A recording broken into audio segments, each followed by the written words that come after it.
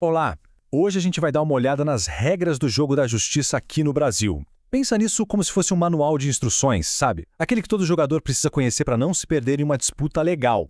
Para começar, vamos partir de uma ideia bem simples, mas que ajuda muito a entender tudo. E se a gente imaginasse que um processo judicial é, na verdade, um grande jogo de estratégia? Pois é, e como todo jogo que se preze, ele tem regras bem claras, tem um árbitro imparcial, que aqui é o juiz, e olha, cada movimento conta e pode ser decisivo. O livro de regras que comanda tudo isso é o Código de Processo Civil. É ele que a gente vai desvendar juntos hoje. Então, bora para o nosso plano de jogo. Primeiro, vamos sacar o que é jogar limpo no processo. Depois, como se escolhe o campo certo para a partida. Na sequência, a gente vê as decisões urgentes do árbitro, como funciona o cronômetro do jogo e, no final, como dá para contestar uma decisão. Preparados? E a gente começa com a regra mais importante de qualquer competição. O jogo tem que ser limpo. No mundo do direito, isso se chama fundamentos do processo justo e é a base para que tudo corra bem. Agora, pensem bem.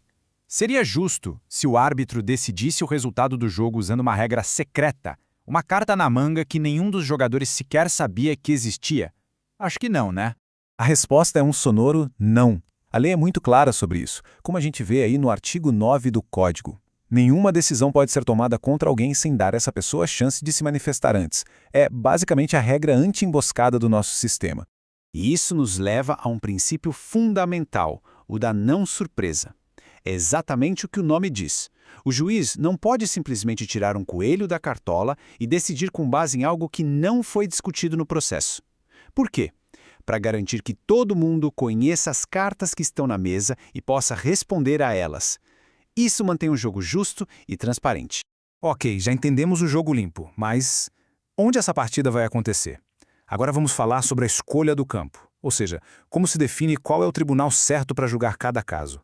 Bom, a partida só começa quando um dos jogadores dá o pontapé inicial, ou seja, quando ele entra com a ação. Mas, a partir daí, como diz o artigo 2º, é o árbitro, o juiz, quem assume o controle e garante que o jogo continue andando. E aqui tem um ponto bem interessante. Olha só essa linha do tempo. No exato momento em que a ação é protocolada, o campo é definido. E, em regra, ele não muda mais. Isso tem até nome em latim, perpetuatio jurisdictionis.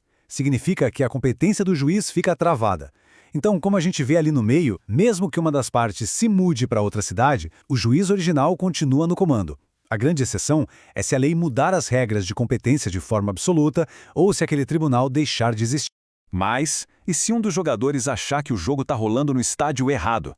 Aí não dá para esperar.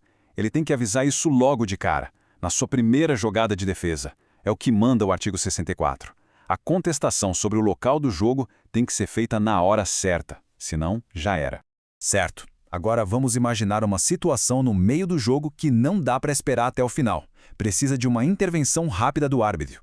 No direito, essas decisões são as chamadas tutelas provisórias.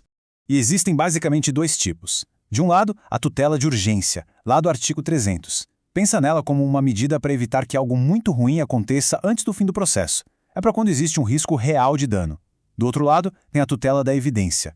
Essa é para quando o direito de alguém é tão claro, tão óbvio, que o juiz já pode adiantar parte da decisão. Resumindo, uma é sobre perigo, a outra é sobre clareza.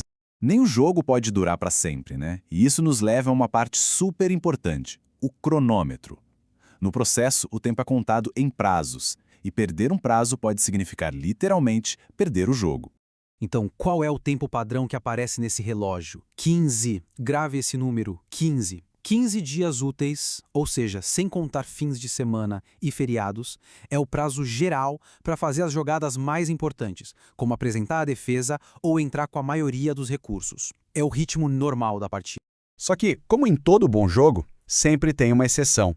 Para uma jogada bem específica, os embargos de declaração, que é quando se pede para o juiz esclarecer algum ponto que ficou meio confuso na decisão dele, o tempo é bem mais curto. São só 5 dias. Essa tabela aqui é como um guia rápido do ritmo do jogo. Olha lá como o número 15 se repete nas jogadas principais. Contestação, réplica, apelação. Mas repara no detalhe importante lá embaixo. Quando o governo, o Ministério Público ou a Defensoria Pública estão em campo, eles têm o prazo em dobro. Por que isso? Pela enorme quantidade e complexidade dos casos que eles cuidam. Dominar esses tempos é essencial para qualquer bom jogador. E chegamos na nossa última etapa.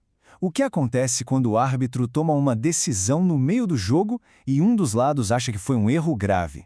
É aí que entram os recursos, a chance de contestar a decisão e pedir uma segunda opinião.